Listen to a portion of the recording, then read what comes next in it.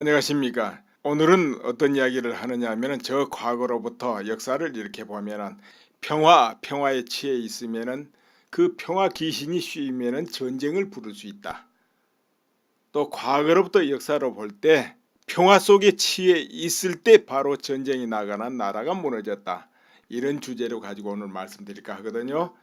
그리고 그 전에 북한해 6차 핵실험 이거 잠깐 언급하고 나가겠습니다. 그 전에도 6차 핵실험이 어, 리터 규모 6.3까지 나오다 보니까 이제 5차보다 그러면 이제 진폭에서도 13배 정도 된단 말이에요. 5차가 그동안 전문가들이 말하기를 바로 15킬로톤급이다. 그러니까 15킬로급은 뭐예요? TNT로 그렇죠. 그리고 이제 그것은 히로시마 원포급이죠. 히로시마에 떨어졌던 원자폭탄이 15킬로톤급이었다. 이런 이야기입니다.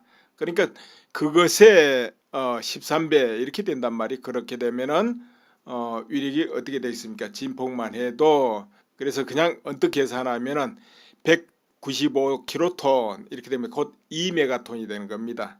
이제 이렇게 되는데 그리고 이제 에너지 방출량 이걸로 보면은 41.08배다 제가 이제 말씀을 드린 적이 있습니다. 이제 그렇게 강력한데요. 이제 이것이 폭발했기 때문에 혹시 백두산 화산 마그마를 흔들어 가지고 백두산이 폭발하지 않을까 이제 이런 우려를 하는 전문가들이 있고 그렇습니다. 또 보도도 이제 여러 번 됐잖아요. 실제로 7부터는 그럴 우려가 있다. 이렇게 많이 말합니다. 그러니까 릭터 규모 7 이상은 위험하다 이런 뜻이겠죠. 그러나 뭐 딱 그렇게 정해졌겠습니까? 그 전에도 자극받아 가지고 백두산이 미리 좀 폭발할 수도 있죠. 그러니까는 천년 주기설로 봐도 거의 이제 천년이 다 됐다 그 말이에요. 강력하게 천년 전에 한번 폭발을 했거든요. 엄청난 폭발을 해서 그 전후로는 지구상의 가장 강력한 폭발이었다. 이렇게 지금 거의 공인돼 있습니다. 그런 폭발이었는데 천년 이제 그동안에 힘을 축적했기 때문에 폭발하지 않겠는가 이러고 있는 거예요. 앞으로 언제 폭발하느냐 이렇게는 정해지지 않았지만 그렇지만은 이때 이걸 흔들어 버리면 폭발하지 않겠는가 이러고 있거든요. 그래서 그런 가능성도 있다. 이렇게 이제 보고 있고 이제 그렇게 되면은 엄청난 지향이 이제 나타나는 것이고 또 그렇게 되면 북한도 백두산과 함께 간다 이렇게 보면 되겠죠. 자 그러면은 이것은 이 정도 하는데 왜 이것을 먼저 내가 꺼내는 이유가 있습니다. 지금 이 전문가들 이렇게 뭐 보도에 이렇게 나오는 거 보면은 이렇게 말합니다. 북한 수소탄은 아직 아니다. 아직 그건 좀 더 있어야 될 것이다. 이제 이렇게 해요. 어떤 사람 그렇죠? 적어도 1000킬로톤은 돼야 수소폭탄이지. 이런 식의 보도를 해놓고 글을 써는 거 봅니다. 이제 뭐 전문가라는데 어떤 전문가인지는 모르겠어요. 그런데 이렇든 저렇든 어찌됐든 1메가톤이 넘고 2메가톤 되지 않냐. 이렇게 이제 내 개인적인 소견이에요. 나는 개인적 소견으로 어찌됐든 5.0 리터 구매하고 이번에 6.3이니까 나는 개인적으로는 2메가급이다 이렇게 이제 보는 겁니다. 뭐 거기다 폭약을 딴 걸 넣어가지고 했든 어떻게 됐든 그 진폭으로 볼 때는 그렇다 이거예요. 이제 그것을 저쪽에 북한 당국이 뻥튀기를 하기 위해서 세계를 조금 놀라게 하기 위해서 우리가 수소탄 가졌어 하기 위해서 조금 뭐 장난을 쳤든 어쨌든 간에 일단 그 위력은 나왔다 이 말이에요. 그러니까 실제는 이제 수소탄이 아닐지라도 위력은 보여줬다는 거죠. 어찌 됐든 그것이 수소탄이든 아니든 간에 2메가톤 위력이다 하면은 무서운 거 아닙니까? 일단은 저 서울 상공에서 2메가톤이 터지면 어떻게 되겠습니까? 생각해 보세요. 저 히로시마에 떨어졌던 것이 15킬로톤에 불과합니다. 15킬로톤, 2메가톤 200킬로톤입니다. 상상해 보세요. 어느 정도 되겠습니까? 그렇기 때문에 여기서는 그것이 수소탄이든 아니든 그건 중요한 게 아니다 그 말이죠. 내가 여러분께 말씀드리고 싶은 거는 그게 무슨 중요합니까? 그 위력이 그렇다면 그게 문제지. 그렇죠? 네, 그래서 아직도 아닌데 뭐 아직은 좀 괜찮은데 늘 그렇게 말하잖아요. 지금까지 그런 거 여러 번 봤죠. 뭐 발표하면 아니 아직은 재진입 기술이 없을 거야. 아직은 그 미사일이 좀 짧을 거야. 못 갈 거야. 이렇게 위로를 한다 이 말이에요. 그게 무슨 의미가 있냐 이 말이에요. 뭐 그렇게 위로하면은 북한의 미사일이 발전 안 하고 그 자리 가만히 있는 겁니까? 그렇다면 그렇게 해야 되겠죠. 근데 그런 건 아니지 않냐 이런 이야기예요. 자, 그래서 오늘은 요 미사일 이야기는 여기서 끝내고 다음 이야기 넘어갑니다. 그런데 이 지경에 왔는데도 대화를 해야 되니 평화를 해야 되니 이렇게 하고 있단 말이에요. 우리나라 모든 일각에서. 그래서 이 평화 이런 것이 어떤 재앙을 불러오는가 오늘 이 부분에 대해서 말씀드릴까 합니다. 역사적으로 말이에요. 그 나라 어떤 국가가 전체가 지금은 평화다, 안전하다, 다 평화 무드에 젖어 있으면 그 나라에는 반드시 전쟁이 터진다는 거죠. 전쟁이 터지는 거예요. 보통 어떤 나라가 멸망할 때 그런 징상이 있어요. 모두가 안전하지 못하는데 설마 하고 그냥 불감증 걸려버리는 거예요. 그런 게 역사적으로 굉장히 많고 아니 거의 망한 패망하는 나라들이 다 그래요. 그러니까 어떤 나라든지 전쟁이 날 듯하다 해가지고 예비하고 준비하고 모든 국민이 거기에 대비하는 나라는 전쟁이 안 나요. 오히려 평화가 있어요. 그래서 우리나라도 평화를 요구하고 평화를 원한다면 평화 소리 하면 안 돼요. 지금 우리나라 이런 입장에서는 평화 입에 내면 안 돼요. 오히려 전쟁에 대비하고 이기려는 준비를 하고 이렇게 할 때 평화는 약속된다 이런 이야기입니다. 엉뚱하게 뭐 설마 뭐 괜찮겠지 평화롭겠지 이런 마음이 국민 전체에 만약 깃든다면 그거야말로 너무 위험해지는 거죠. 근데 이제 그렇지는 않죠. 우리 국민 일부에서는 다 걱정하고 준비해야 된다 다 하고 있잖아요. 그런데 이제 이게 만족스럽지 못한 부분이 있다 이런 이야기. 자, 그래서 그 예로 임진왜란 예를 들어보겠습니다. 임진왜란 때.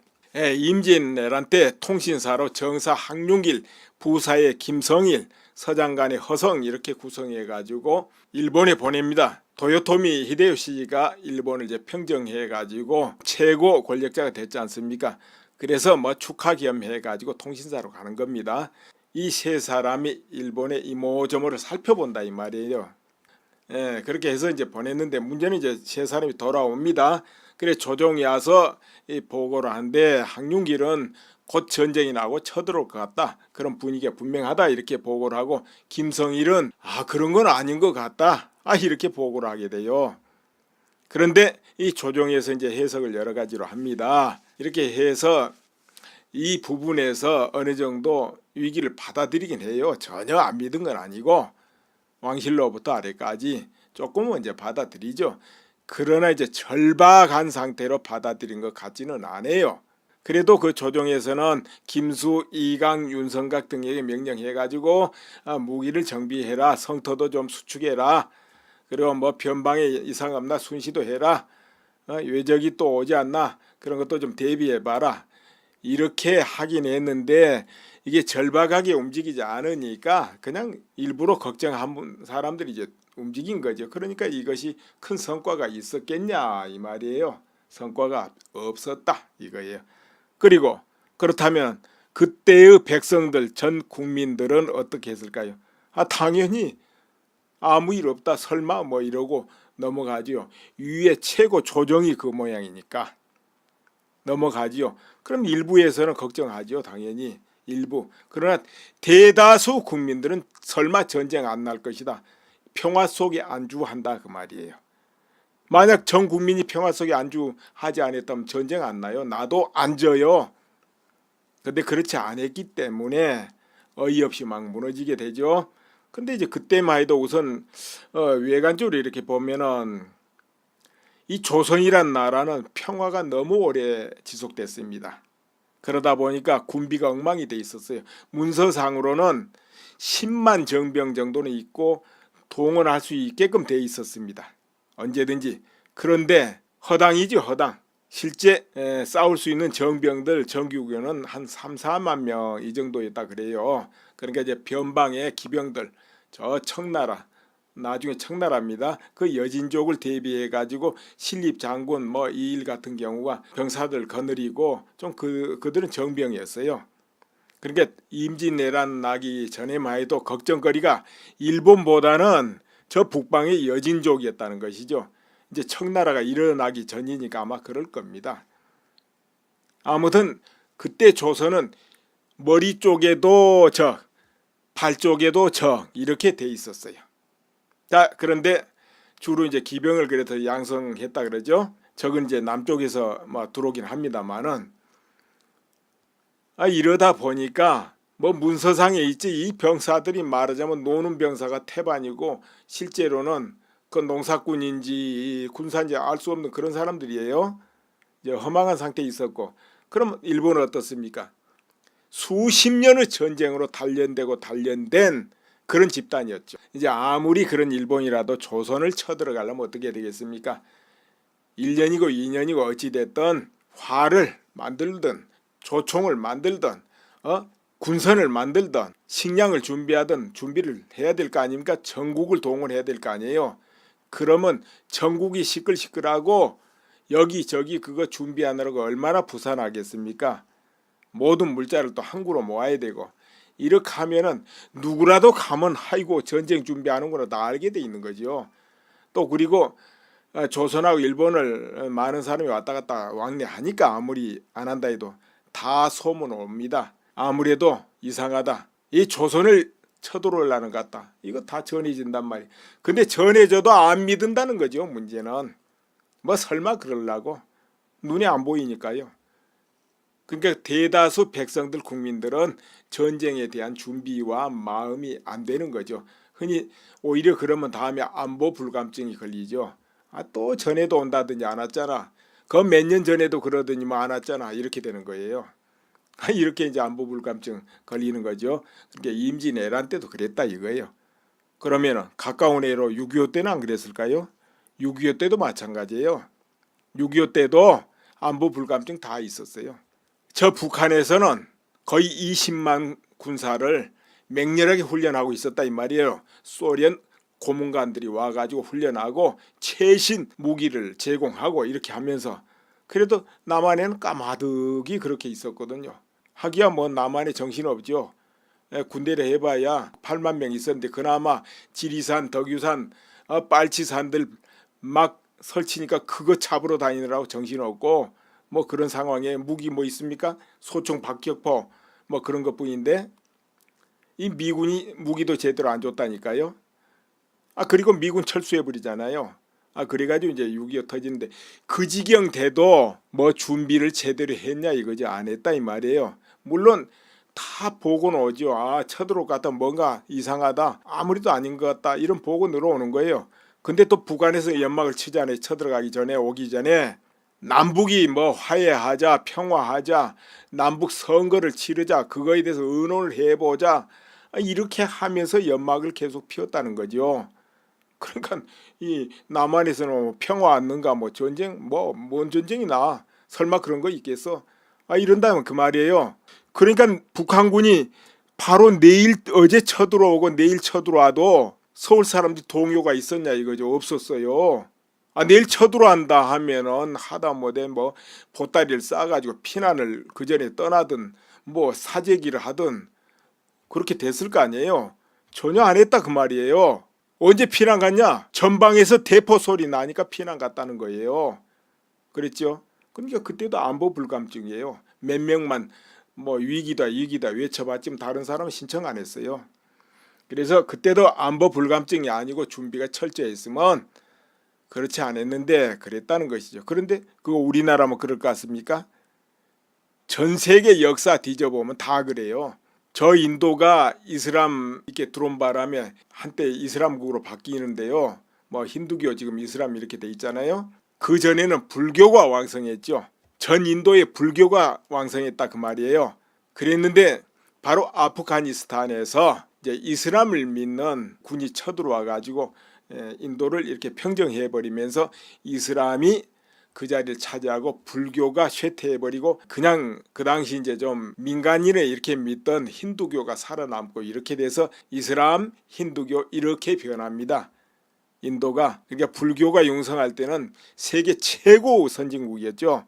지금 미국과 같은 그런 선진국이었다 이 말이에요.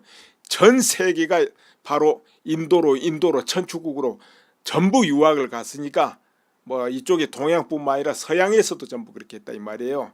나란타 대학 같은 경우는 1600년 역사를 가진 최고 종합대학이었고 그 당시 1600년 역사를 가졌단 말이에요. 거기 학생 수가 10,000명이 넘었으니까 숙시가는 학생 수가 10,000명이 넘었어요. 교수진만 2,000명이 넘었고 그와 같이 이제 번성한 나라였는데 너무나 평화로웠죠. 황제도 선정을 하고 전쟁 날 이유가 아무것도 없는 거예요. 다 평화예요. 근데 불시에 쳐들어오니까 대비가 안 되고 그냥 제대로 싸움도 못하고 멸망했다 그 말이에요. 그러니까는 역사적으로 평화는 전쟁을 불러일으킨다 이렇게 보면 알아. 모든 국민이 평화라고 믿으면 그건 전쟁의 씨앗이다 이렇게 보면 됩니다. 그래서 평화하면 그거는 안 돼요 우리나라는. 그런데 지금까지 이야기 이렇게 말씀드리면 이렇게 생각하실 분도 있어요. 그거는 지난날의 역사잖아. 그때는 그랬어도 지금 시대가 어느 때인데 이러실 분이 있는데 아닙니다. 역사는 반복되는 겁니다. 이 공산주의가 이 지구상에 등장하면서 공산주의 사상을 실천한다 합치고 1억 명 정도를 학살을 했습니다. 학살할 때 어떻게 한 줄 압니까? 손을 보고 손이 매끄러름하면은 노동자 아니다고 그냥 이유 불문 죽였습니다. 뭐 죄 없어요. 그냥 죽인 거예요.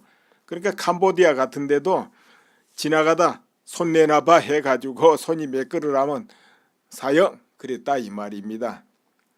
그것이 이제 그렇게 멀지 않는 시대에 일어난 일인데요. 막 그것도 앞으로 반복 안 될까요? 역사는 반복되는 겁니다. 당장에 저 북한에서 장성택 처형될 때 어떻게 됐습니까? 요즘 시대에 그게 상상할 수 있는 일입니까? 고사창으로 쏴가지고 피떡이 되고 몸이 다 틀어져 버렸어요. 산산조각으로. 거기다가 화염 방사기로 태워버렸다. 그래 뭐가 남았습니까? 채도 안 남았어요. 이 시대도 그런 일이 일어났다 이 말이에요. 그런데 앞으로 일어나지 말라는 법이 있어요? 역사는 반복되는 겁니다. 그리고 장군들이 방어하지요. 방어하기 위해서 뭐 무기도 우리는 방어 무기다 이랬었고 그거는 이제 외국을 자극 안 하기 위해서 하는 거는 마땅해요. 원래 그래요. 뭐 공격 훈련에도 우리는 방어하기 위해서 한다고 이렇게 하는 거예요. 그런데 정말로 그 장군들 머리에 항상 방어하는 연구만 하고 있다 합시다. 그럼 그 군대는 무조건 패합니다. 그런 장군은 하루라도 빨리 개혁해가지고 쫓아내야 돼요. 옷 벗겨야 돼요. 왜 그러냐면은 방어 못해요. 그건 방어를 하려면 공격을 해야 돼요. 공격 연구를 해야 돼요.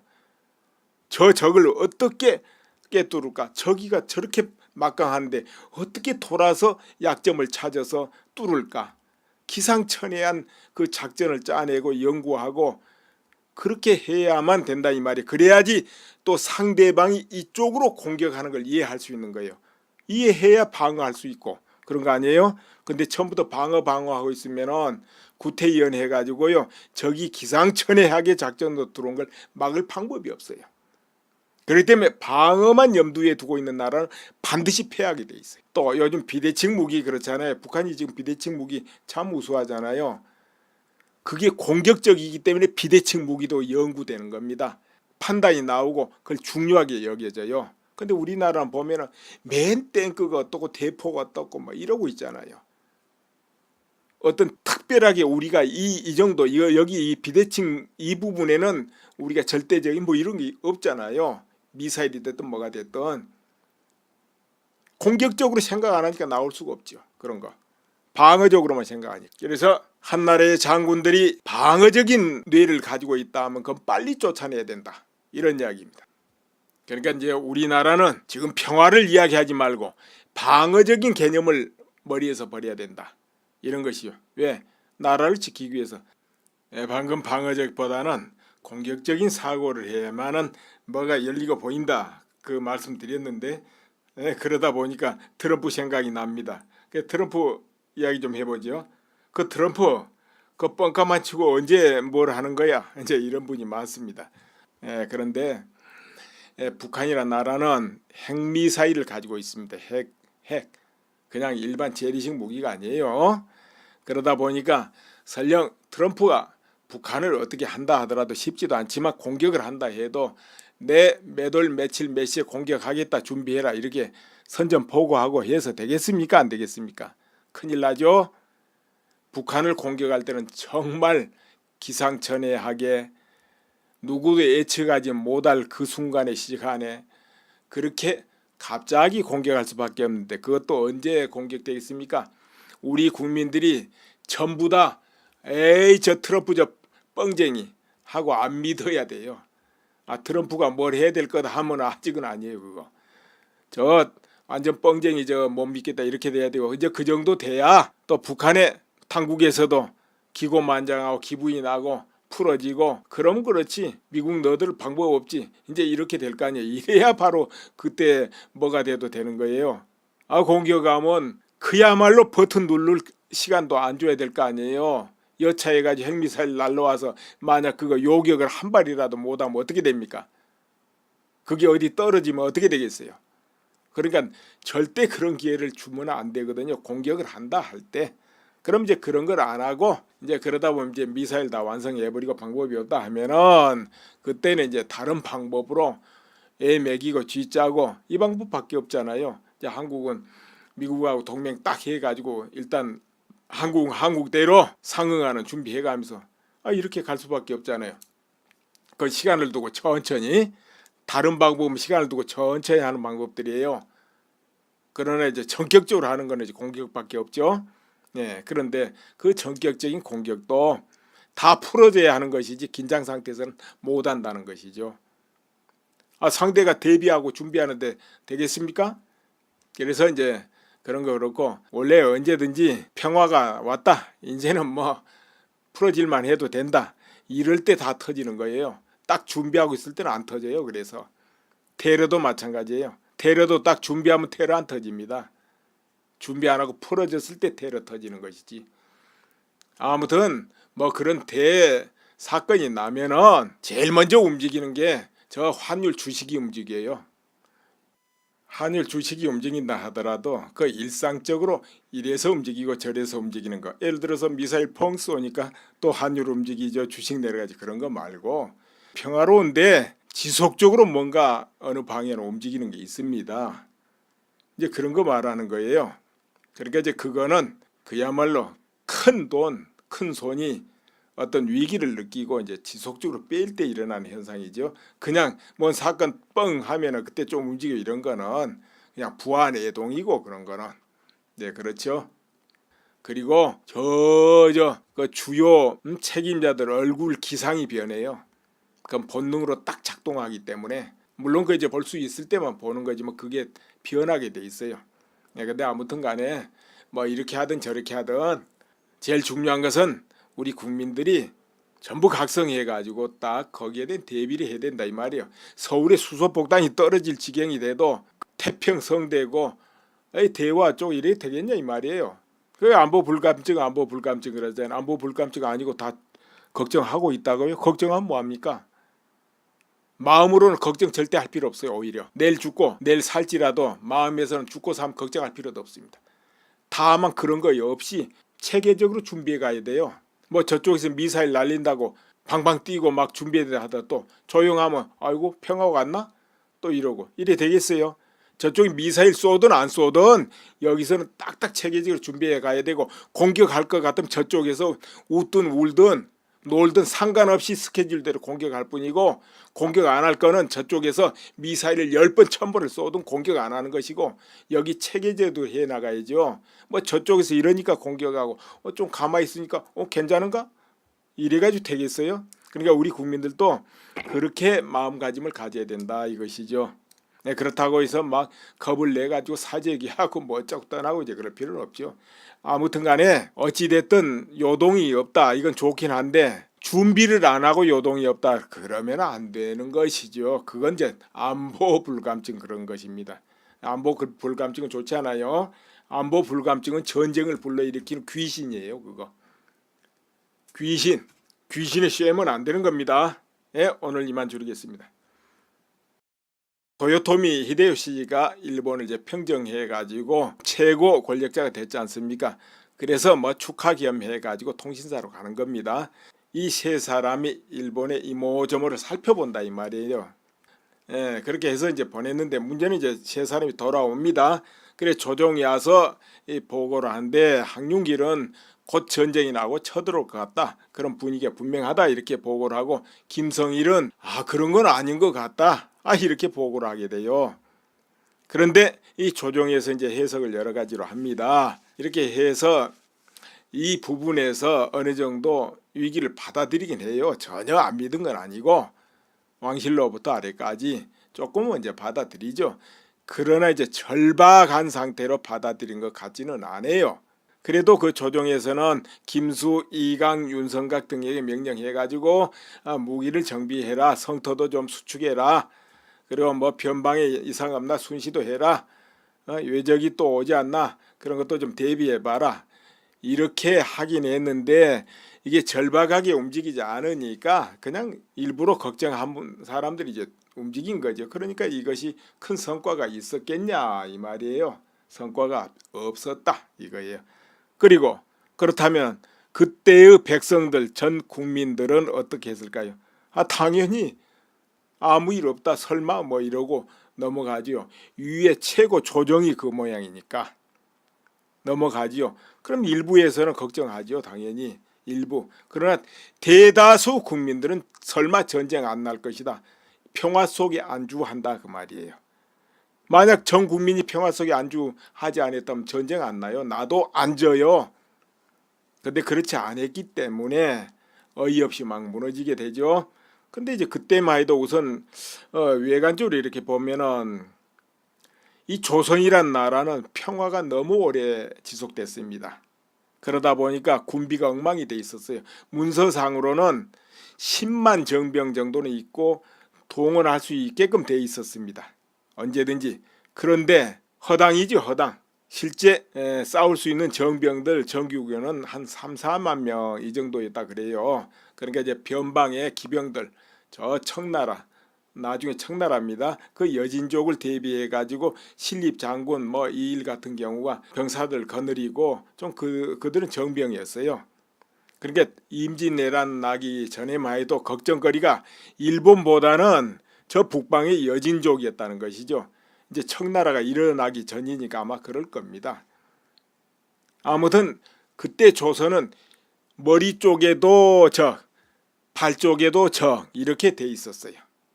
자, 그런데 주로 이제 왔다 이런 보고 늘어오는 거예요. 근데 또 북한에서 연막을 치잖아요. 쳐들어가기 전에 오기 전에 남북이 뭐 화해하자, 평화하자, 남북 선거를 치르자, 그거에 대해서 의논을 해보자 이렇게 하면서 연막을 계속 피웠다는 거죠. 그러니까 이 남한에서는 평화 왔는가 뭐 전쟁 뭔 전쟁이 나 설마 그런 거 있겠어? 이런다면 그 말이에요. 그러니까 북한군이 바로 내일 어제 쳐들어오고 내일 쳐들어와도 서울 사람들이 동요가 있었냐 이거죠. 없었어요. 내일 쳐들어간다 하면은 하다못해 뭐 보따리를 싸가지고 피난을 그 전에 떠나든 뭐 사재기를 하든 그렇게 됐을 거 아니에요. 전혀 안 했다 그 말이에요. 언제 피난 갔냐? 전방에서 대포 소리 나니까 피난 갔다는 거예요. 그랬죠? 그러니까 그때도 안보 불감증이에요. 몇 명만 뭐 위기다 외쳐봤지만 다른 사람은 신청 안 했어요. 그래서 그때도 안보 불감증이 아니고 준비가 철저했으면 그렇지 않았는데 그랬다는 것이죠. 그런데 그거 우리나라만 그럴 것 같습니까? 전 세계 역사 뒤져보면 다 그래요. 저 인도가 이슬람 이렇게 들어온 바람에 한때 이슬람국으로 바뀌는데요. 뭐 힌두교 지금 이슬람 이렇게 돼 있잖아요. 그 전에는 불교가 왕성했죠. 전 인도에 불교가 왕성했다 그 말이에요. 그랬는데 바로 아프가니스탄에서 이제 이슬람을 믿는 군이 쳐들어와 가지고 인도를 이렇게 평정해 버리면서 이슬람이 그 자리를 차지하고 불교가 쇠퇴해버리고 그냥 그 당시 이제 좀 민간인을 이렇게 믿던 힌두교가 살아남고 이렇게 돼서 이슬람, 힌두교 이렇게 변합니다. 인도가. 그러니까 불교가 융성할 때는 세계 최고 선진국이었죠. 지금 미국과 같은 그런 선진국이었다 이 말이에요. 전 세계가 바로 인도로 천주국으로 전부 유학을 갔으니까 뭐 이쪽에 동양뿐만 아니라 서양에서도 전부 그렇게 했다 이 말이에요. 나란타 대학 같은 경우는 1600년 역사를 가진 최고 종합대학이었고 그 당시 1600년 역사를 가졌단 말이에요. 거기 학생 수가 10,000명이 넘었으니까 숙시가는 학생 수가 10,000명이 넘었어요. 교수진만 2,000명이 넘었고 그와 같이 이제 번성한 나라였는데 너무나 평화로웠죠. 황제도 선정을 하고 전쟁 날 이유가 아무것도 없는 거예요. 다 평화예요. 근데 불시에 쳐들어오니까 대비가 안 되고 그냥 제대로 싸움도 못하고 멸망했다고 말이에요. 그러니까는 역사적으로 평화는 전쟁을 불러일으킨다 이렇게 보면 알아. 모든 국민이 평화라고 믿으면 그건 전쟁의 씨앗이다 이렇게 보면 됩니다. 그래서 평화하면 그거는 안 돼요 우리나라는. 그런데 지금까지 이야기 이렇게 말씀드리면 이렇게 생각하실 분도 있어요. 그거는 지난날의 역사잖아. 그때는 그랬어도 지금 시대가 어느 때인데 이러실 분이 그리고 미군 철수해버리잖아요. 그래가지고 이제 6.25 터지는데 그 지경 돼도 뭐 준비를 제대로 했냐 이거지. 안 했다 이 말이에요. 물론 다 보고는 오죠. 쳐들어올 것 같다 뭔가 이상하다 아무리도 아닌 것 같다 이런 보고 늘어오는 거예요. 근데 또 북한에서 연막을 치잖아요. 쳐들어가기 전에 오기 전에 남북이 뭐 화해하자 평화하자 남북 선거를 치르자 그거에 대해서 의논을 해보자 이렇게 하면서 연막을 계속 피웠다는 거죠. 그러니까 이 남한에서는 평화 왔는가 뭐 전쟁 뭔 전쟁이 나 설마 그런 거 있겠어? 이런다면 그 말이에요. 그러니까 북한군이 바로 내일 어제 쳐들어오고 내일 쳐들어와도 서울 사람들이 동요가 있었냐 이거죠. 없었어요. 내일 쳐들어간다 하면은 하다못해 뭐 보따리를 싸가지고 피난을 그 전에 떠나든 뭐 사재기를 하든 그렇게 됐을 거 아니에요. 전혀 안 했다 그 말이에요. 언제 피난 갔냐? 전방에서 대포 소리 나니까 피난 갔다는 거예요. 그랬죠? 그러니까 그때도 안보 불감증이에요. 몇 명만 뭐 위기다 외쳐봤지만 다른 사람은 신청 안 했어요. 그래서 그때도 안보 불감증이 아니고 준비가 철저했으면 그렇지 않았는데 그랬다는 것이죠. 그런데 그거 우리나라면 그럴 것 같습니까? 전 세계 역사 뒤져보면 다 그래요. 저 인도가 이슬람 이렇게 들어온 바람에 한때 이슬람국으로 바뀌는데요. 뭐 힌두교 지금 이슬람 이렇게 돼 있잖아요. 그 전에는 불교가 왕성했죠. 전 인도에 불교가 왕성했다 그 말이에요. 그랬는데 바로 아프가니스탄에서 이제 이슬람을 믿는 군이 쳐들어와 가지고 인도를 이렇게 평정해 버리면서 이슬람이 그 자리를 차지하고 불교가 쇠퇴해버리고 그냥 그 당시 이제 좀 민간인을 이렇게 믿던 힌두교가 살아남고 이렇게 돼서 이슬람, 힌두교 이렇게 변합니다. 인도가 그러니까 불교가 융성할 때는 세계 최고 선진국이었죠. 지금 미국과 같은 그런 선진국이었다 이 말이에요. 전 세계가 바로 인도로 천축국으로 전부 유학을 갔으니까 뭐 이쪽에 동양뿐만 아니라 서양에서도 전부 그렇게 했다 이 말이에요. 나란타 대학 같은 경우는 1600년 역사를 가진 최고 종합대학이었고 그 당시 1600년 역사를 가졌단 말이에요. 거기 학생 수가 10,000명이 넘었으니까 숙시가는 학생 수가 10,000명이 넘었어요. 교수진만 2,000명이 넘었고 그와 같이 이제 번성한 나라였는데 너무나 평화로웠죠. 황제도 선정을 하고 전쟁 날 이유가 아무것도 없는 거예요. 다 평화예요. 근데 불시에 쳐들어오니까 대비가 안 되고 그냥 제대로 싸움도 못하고 멸망했다고 말이에요. 그러니까는 역사적으로 평화는 전쟁을 불러일으킨다 이렇게 보면 알아. 모든 국민이 평화라고 믿으면 그건 전쟁의 씨앗이다 이렇게 보면 됩니다. 그래서 평화표가 화염방사기를 태워버렸다. 그래 뭐가 남았습니까? 채도 안 남았어요. 이 시대도 그런 일이 일어났다 이 말이에요. 그런데 앞으로 일어나지 말라는 법이 있어요? 역사는 반복되는 겁니다. 그리고 장군들이 방어하지요. 방어하기 위해서 뭐 무기도 우리는 방어 무기다 이랬었고 그거는 이제 외국을 자극 안 하기 위해서 하는 거는 마땅해요. 원래 그래요. 뭐 공격 훈련에도 우리는 방어하기 위해서 한다고 이렇게 하는 거예요. 그런데 정말로 그 장군들 머리에 항상 방어하는 연구만 하고 있다 합시다. 그럼 그 군대는 무조건 패합니다. 그런 장군은 하루라도 빨리 개혁해가지고 쫓아내야 돼요. 옷 벗겨야 돼요. 왜 그러냐면은 방어 못해요. 그건 방어를 하려면 공격을 해야 돼요. 공격 연구를 해야 돼요. 저 적을 어떻게 꿰뚫을까? 저기가 저렇게 막강한데 어떻게 돌아서 약점을 찾아서 뚫을까? 기상천외한 그 작전을 짜내고 연구하고 그렇게 해야만 된다 이 말이. 그래야지 또 상대방이 이쪽으로 공격하는 걸 이해할 수 있는 거예요. 이해해야 방어할 수 있고 그런 거 아니에요? 근데 처음부터 방어하고 있으면은 구태의연 해가지고요 적이 기상천외하게 작전으로 들어온 걸 막을 방법이 없어요. 그렇기 때문에 방어만 염두에 두고 있는 나라는 반드시 패하게 돼 있어요. 또 요즘 비대칭 무기 그렇잖아요. 북한이 지금 비대칭 무기 참 우수하잖아요. 그게 공격적이기 때문에 비대칭 무기도 연구되는 겁니다. 판단이 나오고 그걸 중요하게 여겨져요. 근데 우리나라는 보면은 맨 탱크가 어떻고 대포가 어떻고 뭐 이러고 있잖아요. 어떤 특별하게 우리가 이 정도 여기 이 비대칭 이 부분에는 우리가 절대적인 뭐 이런 게 없잖아요.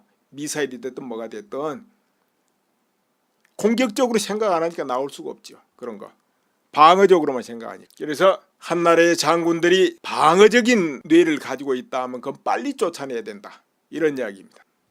그러니까 이제 우리나라는 지금 평화를 이야기하지 말고 방어적인 개념을 머리에서 버려야 된다, 이런 것이요. 왜? 나라를 지키기 위해서.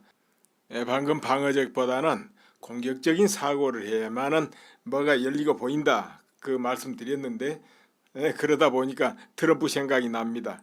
트럼프 이야기 좀 해보죠. 그 트럼프 그 뻥까만 치고 언제 뭘 하는 거야, 이제 이런 분이 많습니다. 그런데 북한이라는 나라는 핵미사일을 가지고 있습니다. 핵 그냥 일반 재래식 무기가 아니에요. 그러다 보니까 설령 트럼프가 북한을 어떻게 한다 하더라도 쉽지도 않지만 공격을 한다 해도 내 몇 월 며칠 몇 시에 공격 청나라가 일어나기 전이니까 아마 그럴 겁니다. 아무튼 그때 조선은 머리 쪽에도 적, 발 쪽에도 적 이렇게 돼 있었어요.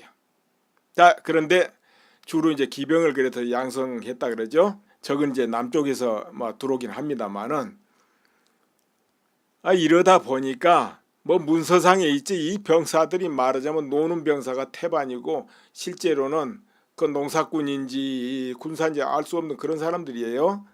이제 허망한 상태에 있었고, 그럼 일본은 어떻습니까?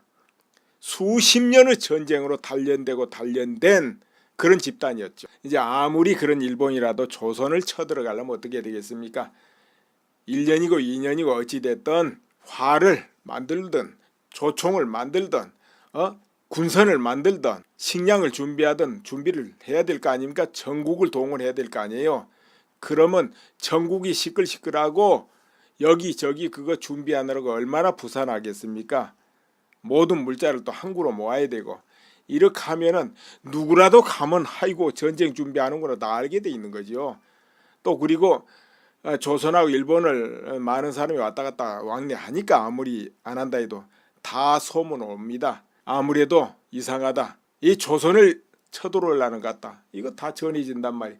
근데 전해져도 안 믿는다는 거죠. 문제는 뭐 설마 그러려고, 눈에 안 보이니까요. 그러니까 대다수 백성들 국민들은 전쟁에 대한 준비와 마음이 안 되는 거죠. 흔히 오히려 그러면 다음에 안보 불감증이 걸리죠. 또 전에도 온다더니 안 왔잖아, 그 몇 년 전에도 그러더니 뭐 안 왔잖아, 이렇게 되는 거예요. 이렇게 이제 안보 불감증 걸리는 거죠. 그러니까 임진왜란 때도 그랬다 이거예요. 그러면은 가까운 애로 6.25 때는 안 그랬을까요? 6.25 때도 마찬가지예요.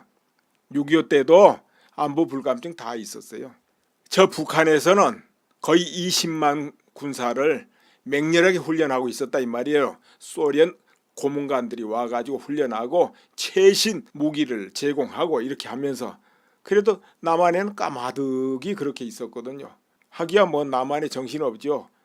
군대를 해봐야 8만 명 있었는데 그나마 지리산, 덕유산, 빨치산들 막 설치니까 그거 잡으러 다니느라고 정신없고, 뭐 그런 상황에 무기 뭐 있습니까? 소총, 박격포 뭐 그런 것뿐인데 이 미군이 무기도 제대로 안 줬다니까요. 그리고 미군 철수해버리잖아요. 그래가지고 이제 6.25 터지는데 그 지경 돼도 뭐 준비를 제대로 했냐 이거지, 안 했다 이 말이에요. 물론 다 보고는 오죠. 쳐들어올 것 같다, 뭔가 이상하다, 아무리도 아닌 것 같다, 이런 보고 늘어오는 거예요.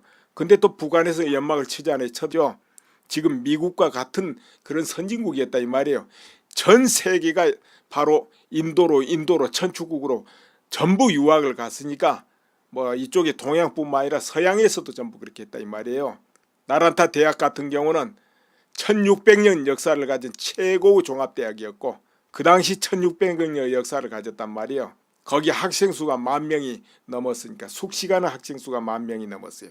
교수진만 2,000명이 넘었고 그와 같이 이제 번성한 나라였는데 너무나 평화로웠죠. 황제도 선정을 하고 전쟁 날 이유가 아무것도 없는 거예요.